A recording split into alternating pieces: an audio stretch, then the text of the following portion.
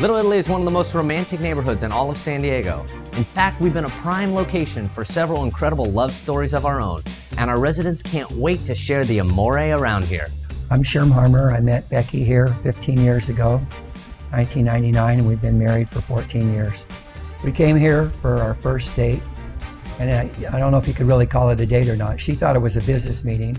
When I first met Sherm at Fantastica, we had already met at the races, and I did think it was a business meeting. And then as the evening progressed, I found him more and more interesting.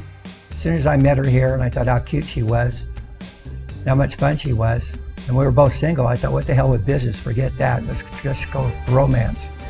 I think our dinner was quite 2 or 3 hours. So we had a lot in common and a lot to learn about each other.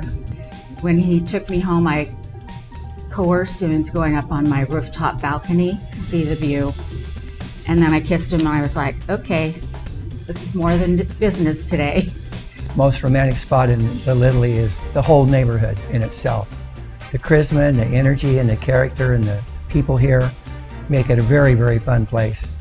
My favorite romantic spot is right here at Fantastica. We come here several times every other month or so.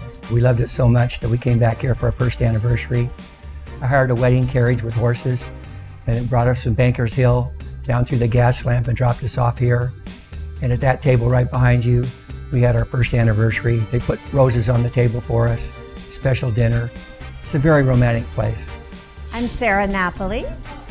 And I'm Anthony Napoli. We met in February 2003. We were actually right here in Cafe Zucchero when we met. And I was here for a business meeting, and Anthony was holding court at one of the tables with his real estate business, and apparently he spotted me at the counter and walked over. The words that swept her off her feet were, "You look like the type of person who's not only beautiful on the outside, but on the inside as well." And I meant it. And I had never said that to anybody before.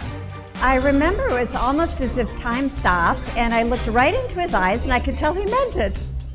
And so I thought, well, okay. What the heck? Might as well strike up a conversation. Looks like he has a job, so what the heck?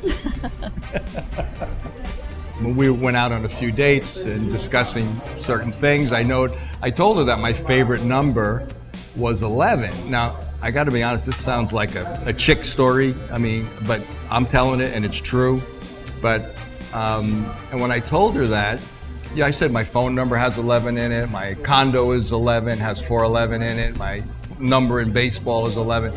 She said, wow, she goes, I was born on February 11th. And I, of course, was taken back. And then she said, 11 minutes after 11. So I guess it was made to be. It would be really hard to pick a romantic spot in Little Italy, our neighborhood, that was not this one right here, because we met here, and then 10 years later, Anthony actually installed a tile on the floor that commemorated our meeting. So there isn't too much more romantic than that. Thanks to Joe Busalaki and Frank Busalaki, they allowed me to put a plaque in the tile, in the floor, commemorating the day that we met. So we really appreciate what they did. And so I gave him a pass for every gift for birthday, Valentine's Day, and anniversary for the rest of our life. But being such a romantic guy, he still does it all anyway. And that's amore in Little Italy. Until next time, arrivederci.